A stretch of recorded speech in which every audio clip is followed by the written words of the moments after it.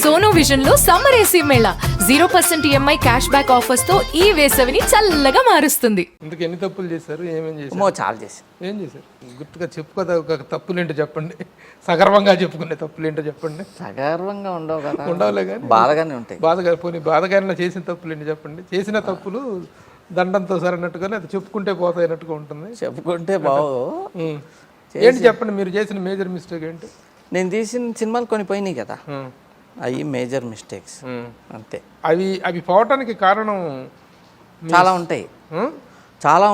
మీ స్వయంకృత అపరాధమా, మీ అంటే మనం ఈజీ ఏంటంటే అండి, మనం తప్పించుకుంటానికి పలానా వాళ్ళ వల్ల పోయింది, వీళ్ళు వేలు పెట్టారు అందుకని పోయింది ఇవన్నీ అంటారు. కానీ నా పేరు వేసుకున్నా కదా, సో ఐఎమ్ రెస్పాన్సిబుల్. అంత మిమ్మల్ని బాధకు గురి చేసిన ఫ్లాప్లు ఏమిటి?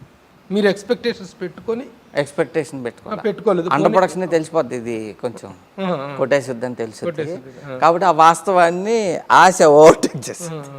అట్లా కదగా, ఇప్పుడు మీకు మధ్యలో అర్థమైపోయిన సినిమాల లెక్క వేరు. ఓకే, ఇది కొట్టేసిద్దని మనకు కూడా అనిపిస్తుంటుంది. అది కాకుండా మీరు ఎక్స్పెక్ట్ చేసేసి ఈ సినిమా బాగా ఆడుతుంది అనేటువంటి అంచనాలతోటి దీంతో చేసిగా డిసప్పాయింట్ చేసే సినిమా ఏంటి? ఆ టైంలో అలా ఏం లేదు, రిలీజ్ ముందే అర్థమైపోద్ది. కానీ చెప్పం. మరి చాలా ఫ్లాపుల్లో మధ్యలో అర్థమైపోయినాయి మీకు అన్ని? అర్థమైపోతుంది. మీ ఫ్లాపుల్లో చాలా ఉన్నాయి కదా, అర్థమైపోయినాయినా? మరి అర్థమైపోయినప్పుడు వాటికి ఏదైనా పరిష్కారం చూసేసి ఇంకా చేయలేం. నా మూడ్ ఆఫ్ అయిపోద్ది. కొన్ని సినిమాలు చేసేటప్పుడు మధ్యలో మూడు పోయింది అనుకోండి, ఇంకా నాకు రాదు. లాభపడ్డ నిర్మాతలు, నష్టపోయిన నిర్మాతలు? నష్టపోయిన వాళ్ళు ఎవరు లేరు. మీరేనా? నేనే పోయా. నేను ఓకే, అంటే నేను ఓవర్ బడ్జెట్ వెళ్ళి ఎక్కువ రోజులు షూటింగ్లు చేసేసి అలా చేయరుగా, వేస్టేజ్లో అయినా ఉండవు. అవును, అసలు ఆ కంప్లైంట్ లేదు మీ మీద అసలు ఇప్పుడు కూడా. తేజ నా వల్ల ఇట్లా 100 కోట్లు పోయింది, 10 కోట్లు పోయింది అనేవాళ్ళు కూడా ఎవరు లేరు. మీకేంటి బడ్జెట్ మీద ఉన్న అవగాహన ఏంటి? అవగాహన కానీ బడ్జెట్ గురించి కాదండి ఆలోచించేది. నేనేం ఒక కథ అనుకుంటాం, ఆ కథ చెప్పుద్ది ఎంత ఖర్చు పెట్టమని, ఆ కథకి అంతే ఖర్చు పెట్టాలి. నీ దగ్గర బడ్జెట్ ఉంది కదా అని చెప్పి ఆ కథని మించి ఖర్చు పెట్టామనుకోండి, ఆ రియాలిటీ పోయి ఫేక్ అయిపోద్ది. ఫర్ ఎగ్జాంపుల్ కొంచెం చెప్పచ్చా? Please, welcome. ఫర్ ఎగ్జాంపుల్ ఇప్పుడు ఒక గుడిసె ఉంది, ఒక సీన్ రాసుకుందాం. గుడిసెలో ఒక ముసలాం ఉంది, ఒక ఆటో కంట్రోల్ తప్పి వచ్చి గుడిసెలోంచి గుద్ది ఆమెను గుద్దేసింది. ఇది సీన్. మీ గుడిసె అనగానే ఏ ఆకులతో ఉన్న గుడిసె వస్తుంది మీ ఇమాజినేషన్లో? చెప్పండి. తాటాకులతో. నేల మీద కూర్చుని ఉంది. నేల ఎలా ఉంటుంది? మట్టిది ఉంటుంది. ఆటో వచ్చి గుద్దింది అంటే ఆటో కంట్రోల్ తప్పింది అని అంటే అది కొంచెం సొట్టలు పోయిన ఆటో ఉంటుంది. ఇది మన ఇమాజినేషన్. అంటే ఈ కథకి ఇట్లాగే వేయాలి. ఇప్పుడు నాకు 100 కోట్లు బడ్జెట్ ఇచ్చారు, నేను ఇప్పుడు ఈ 100 కోట్లు నేను చూపించాలి, కాస్ట్ ఆఫ్ ప్రొడక్షన్ చూపించాలి, పెద్ద సినిమా. సో ఏం చేస్తారంటే మన తెలుగు ఇండస్ట్రీలో జరిగే కానీ హిందీ సినిమాలో, ఇండియన్ సినిమాలో జరిగే పెద్ద తప్పు ఏంటంటే, మన దగ్గర బడ్జెట్ ఉంది కదా అని చెప్పి తాటాకులు గుడిసే వేస్తారు ఫస్ట్, కానీ పైనుంచి లైట్ వస్తే బాగుంటుంది అని చెప్పి దానికి ఒక డిజైనర్ రేకు తీసుకొచ్చి పువ్వులను డిజైనర్ రేకు పెడతారు. ఇవి ఉంది కదా, బడ్జెట్ ఉంది కదా అని గుడిసె లోపల ఎల్లో కలర్ వేస్తారు కొంచెం బ్రైట్గా ఉండటానికి. నేను చూసా 5-6 సినిమాలు. ఇవి మరీ ముసలామి జూనియర్ ఆర్టిస్ట్ని పెడితే కరెక్ట్గా ఉండదు అని చెప్పి భానుప్రియ గారిను, సుమలత గారిను, ఆ రేంజ్ సుహాసిని గారిను తెచ్చి పెడతారు. ఆమెను పెట్టినప్పుడు నేల మీద కూర్చోబెడితే బాగోదని కుర్చీ వేస్తారు. ఓకే, ఇప్పుడు ఆటో వచ్చి గుద్దింది, ఎగిరి చచ్చిపోయింది ఆమె. ఇప్పుడు ఆమె చచ్చిపోయేటప్పుడు మరి సుమలత గారిని పెట్టాము, ఆమె చచ్చిపోతే బాగోదు కదా, ఇమ్మీడియట్గా డమా గుద్దంగానే అంగని చచ్చిపోయింది అనుకోండి, బాగోదు. అందుకని ఒక డైలాగులు ఇస్తారు. డైలాగులు పెట్టినప్పుడు మరి అంత పెద్ద ఆర్టిస్ట్ పెట్టినప్పుడు లిప్స్టిక్ వేసుకుంటుంది కదా, కొంచెం లిప్స్టిక్ వేసుకుంటుంది. ఈ ఆటో మరీ చీప్ అయిపోద్దండి, ఒక బెంజ్ కార్ పెడదాం. బెంజ్ కార్ పెట్టారు, పెట్టొచ్చి గుద్దుద్ది. ఇప్పుడు ఏమైపోయింది, నేను సినిమా చూస్తున్నా, ఇవన్నీ మనకు తెలియదు, కాస్ట్ ఆఫ్ ప్రొడక్షన్ వల్ల పెరిగిందని. మనం వచ్చి సినిమా చూస్తామంటే ఒక బెంజ్ కారు స్లమ్లోకి వచ్చి ఒక గుడిసెలో ఉన్న ఒక లిప్స్టిక్ వేసుకొని ఒక పెద్ద ఆమెను గుద్ది ఆమె పోతా ఒక డైలాగ్ చెప్పిపోయింది. సో రియాలిటీ పోయింది అక్కడ. ఆమె బేదరికం మీద మనకి జాలి లేదు, ముసలితనం మీద జాలిపోయి అసలు ఆ స్లమ్లోకి బెంజ్ ఎందుకు వచ్చింది, బెంజ్కి అసలు బ్రేకులు ఫెయిల్ అవ్వవు కదా, ఇన్ని డౌట్లు వచ్చి. కథ ఏంటి, గుడిసెలో ఉన్న ఒక ముసలామిని ఒక బండి వచ్చి గుద్ది చచ్చిపోయింది, కథ అదే. కానీ మీరు ఎక్కువ ఖర్చు పెడతాం వల్ల రియాలిటీ పోయి చెడిపోద్ది అన్నమాట. అలా చాలామంది చేస్తున్నారు. అది కాదు, కథ చెప్పింది కదా, మీకు ఏది ఇమాజినేషన్లో వచ్చిందో అదే పెట్టి తీయాలి, తీస్తే ఆడద్ది. ఇప్పుడు కొన్ని ఉంటాయి, వీడి దగ్గర బడ్జెట్ లేదు, కథ రాసేసుకున్నారు, ఆ బడ్జెట్ లేకపోవడం వల్ల కూడా కాస్ట్ ఆఫ్ ప్రొడక్షన్ తగ్గించేస్తారు. అప్పుడు పోతాయి, అప్పుడు పోతాయి. ఎంత కావాలో అంతే పెట్టాలి. మీ లైఫ్ అంతా అది మెయింటైన్ చేశారా మీ కెరీర్లో? మోస్ట్లీ అదే చేస్తాను. అసలు the irresponsible way of thinking cinema ఇండస్ట్రీలో ఇంతంత భారీ నష్టాలు అనేటువంటి జరగటానికి కారణం ఏంటి మీరు అనుకుంటారు? ఇది ఇప్పుడు నేను చెప్పాను ఎగ్జాంపుల్.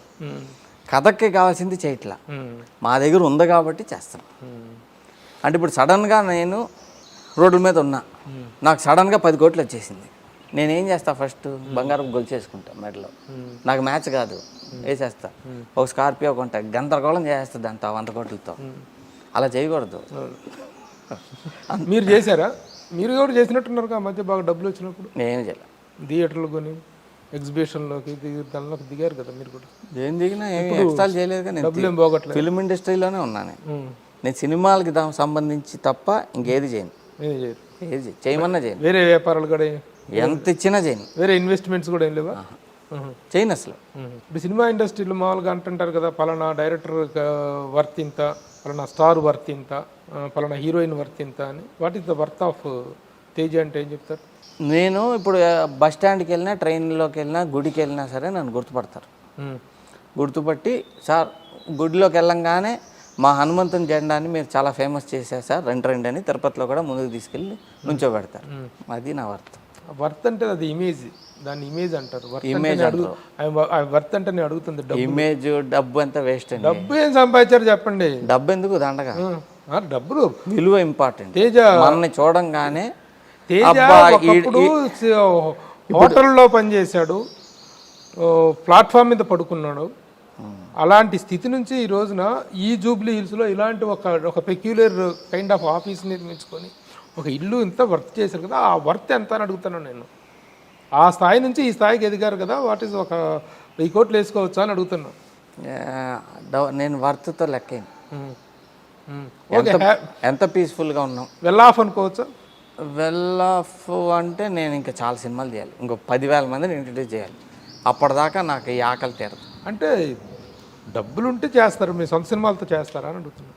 సొంతగా ఖర్చు పెట్టి చేయడం 10,000 సినిమాలు తీయచ్చు, అది ఓకే, నేను అదే కట్టలేదు. 10,000 మందిని ఇంట్రడ్యూస్ చేయాలి, అదే 10,000 మందిని. అప్పటిదాకా నేను ఇంకా భేదాన్ని. ఎంత తెలివిగా మీరు ట్రై చేస్తున్నారంటే, నేను అడిగిన ప్రశ్నని స్కిప్ చేయడానికి, what is the worth of Teja in revenue point of view, in finance point of వ్యూలో అడుగుతున్నా. ఇప్పుడు తెలుగు బ్యాంక్ అకౌంట్లు అంటే చూపించమంటలేదు.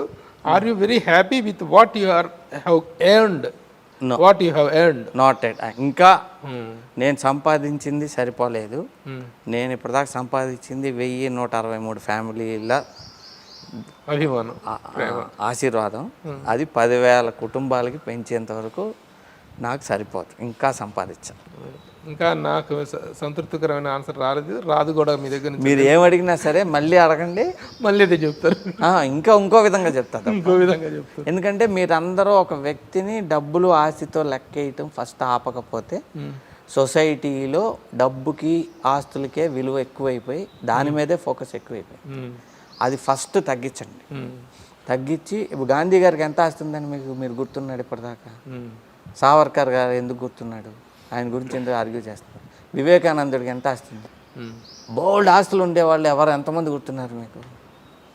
అదాని వచ్చి ఇప్పుడు రాజమండ్రి వెళ్దాం, అదాని గుర్తుపడతారా, జూనియర్ ఎన్టీఆర్ని గుర్తుపడతారా? సరే, ఓకే డిఫరెంట్ యాంగిల్ సార్. అది సో నేను అసలు మనుషులు సంపాదించుకునేటువంటి అభిమానమో లేకపోతే ఇమేజ్, ప్రేమో ఇవే విలువైనవి అనేటువంటి ఒక కాన్సెప్ట్. అదే బాగుంటుంది.